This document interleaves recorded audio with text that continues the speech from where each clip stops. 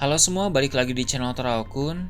Sebelum pembahasannya dimulai, silahkan klik tombol subscribe dan aktifkan lonceng notifikasinya supaya kalian gak ketinggalan info dan teori terbaru seputar One Piece. Buat kalian yang mau informasi tambahan soal SBS atau databook, kalian bisa follow Instagram Toraokun. Di sana admin akan memposting soal SBS, databook, dan berbagai teori singkat. Sekarang lanjut ke pembahasan. Cerita dalam chapter 1075 nanti akan memperlihatkan semakin banyak keanehan yang terjadi di laboratorium. Seperti yang kita tahu dari chapter yang lalu, terjadi beberapa hal misterius. Barrier Frontier Dome tidak aktif dengan sendirinya.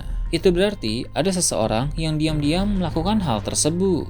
Kemudian, saat Pythagoras sedang berjalan untuk mencari Vegapunk yang menghilang, tiba-tiba dia merasakan sesuatu, lalu terjadi ledakan di tempat tersebut. Dari berbagai hal itu, jelas bahwa ada seseorang yang sedang mencoba mengacaukan pihak Vegapunk. Dalam chapter terbaru nanti, kekacauan-kekacauan di laboratorium akan terus terjadi. Namun, siapa yang melakukan hal itu, entah ada pengkhianat atau itu ulah dari pihak lain, masih belum akan terungkap. Beberapa klon Vegapunk akan berusaha mencari tahu tentang hal tersebut. Sementara itu, Gel Riboni telah kembali menyentuh energi ingatan Kuma. Dengan begitu, dia bisa melihat lagi apa yang ada dalam kenangan Kuma. Bonnie akan menyaksikan semakin banyak kejadian mengerikan yang menimpa Kuma sejak dulu, yang mana itu akan membuat Bonnie sangat marah dan sedih. Tapi, dia akan tetap lanjut melihat semuanya, sebab Bonnie ingin tahu lebih banyak lagi tentang kehidupan sang ayah. Dia juga penasaran akan apa yang sebenarnya membuat Kuma mau menjadi pasifista seutuhnya. Beralih ke tempat lain, kapal terbang milik Morgans kembali diperlihatkan.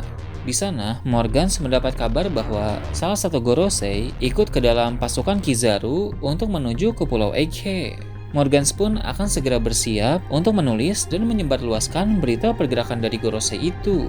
Dia tahu hal tersebut akan sangat menghebohkan dunia, sebab pergerakan dari Gorosei merupakan hal yang langka, karena biasanya Gorosei hanya berada di Marijoi saja dan memberi perintah kepada para bawahan mereka. Jika nanti Morgan sudah selesai menulis dan menyebarluaskan berita pergerakan Gorosei itu, maka dampak besar akan terjadi.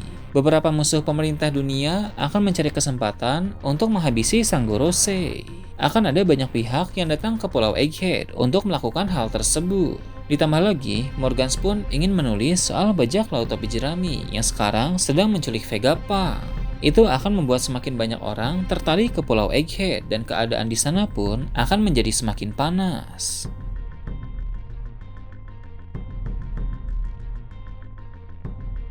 Sebelum Morgans menulis berita-berita panas yang akan mengguncang dunia itu, dia sempat menyinggung soal berbagai kejadian besar yang terjadi belakangan ini.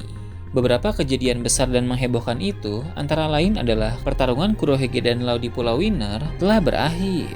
Meski begitu, Morgans tidak mengatakan siapa yang menang dan bagaimana hasilnya, sehingga hal tersebut masih akan tetap menjadi rahasia. Ada juga kejadian di Marijoi, di mana Kuma telah sukses memanjat naik ke sana. Tujuan dari Kuma bergerak ke Marijoi akan segera terungkap. Dengan berbagai hal yang terjadi itu, Morgans akan mengatakan bahwa keadaan dunia telah semakin tidak terkendali. Dia pun memprediksi bahwa keadaan akan menjadi semakin kacau seiring berjalannya waktu. Di tempat Morgans, Vivi juga sedikit banyak menceritakan apa yang sebenarnya terjadi di Reverie, mulai dari pelaku pembunuhan Raja Cobra dan hal-hal penting lain. Setelah itu, fokus cerita akan kembali ke Pulau Egghead. Gorosei dan Kizaru sudah tiba di sana. Para pasukan angkatan laut menghadapi cyborg monster laut milik Vegapunk, sedangkan Kizaru mulai memasuki pulau. Beberapa pasifista Mark III yang diaktifkan oleh Sentomaru berada di pelabuhan. Karena perintah Sentomaru, para pasifista itu melancarkan serangan kepada angkatan laut. Kizaru pun segera bertindak. Dia bertarung melawan mereka dan berhasil menghancurkan beberapa pasifista dalam waktu cepat. Sementara itu, Gorosei Saturnus masih diam di dalam kapal. Seperti biasa, para bawahan dulu yang bergerak, baru setelah itu atasan pun akan mulai beraksi. Mungkin ketika Kizaru sudah bertemu dengan Luffy dan Zoro kemudian dia terdesak, barulah Gorosei akan turun tangan. Gorosei pun akan mengamati Luffy dari jauh terlebih dahulu. Dia akan melihat seperti apa kekuatan Nika yang dikuasai oleh Luffy. Mengamati musuh sebelum bertarung adalah hal yang wajar, terutama bagi ahli strategi seperti Gorosei.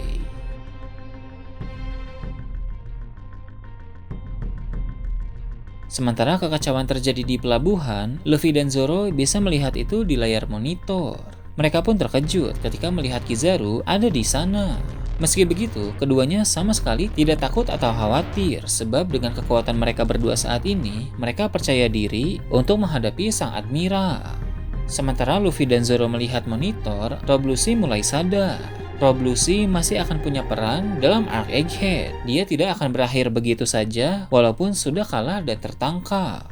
Namun, tentu dia juga tidak akan bertindak gegabah. Sekarang ini, dirinya melemah akibat borgol batu laut dan di dekatnya pun ada Luffy dan Zoro yang jelas tidak bisa dia kalahkan. Maka dari itu, Rob Lucci masih harus berpikir dengan tenang untuk mengatur rencana apa yang harus dilakukan. Terakhir, diperlihatkan suatu tempat di lautan. Kapal Garp berada di sana, yang mana dia sedang berlayar menuju ke Pulau Beehive. Selain kapal Garp, hanya ada satu kapal angkatan laut lain yang ikut bersamanya. Garp tidak bisa mengumpulkan banyak pasukan, karena sekarang angkatan laut sedang sibuk dan pergerakan Garp pun bukan misi resmi. Meski begitu, Garp sama sekali tidak khawatir, karena dia percaya diri untuk menggempur musuh dengan kekuatan yang dia miliki. Berhubung Pulau Egghead telah didatangi oleh Angkatan Laut bersama Gorosei dan Pulau Beehive pun sebentar lagi akan didatangi oleh Garp, maka akan terjadi pertempuran besar di dua pulau tersebut. Dalam waktu dekat ini, Pulau Egghead dan Pulau Beehive akan berubah menjadi medan perang yang akan berdampak besar bagi dunia.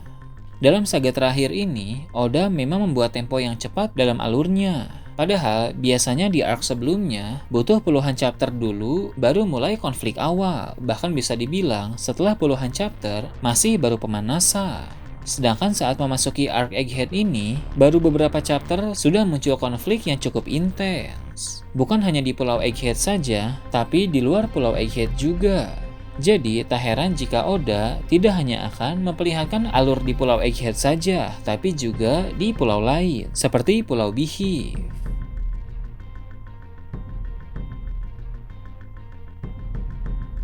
Nah itu tadi prediksi chapter 1075 dan kedepannya.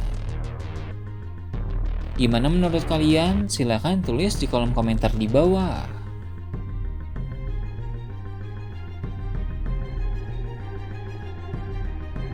Oke, segitu aja untuk pembahasan kali ini. Jangan lupa like, share, dan subscribe untuk video menarik selanjutnya.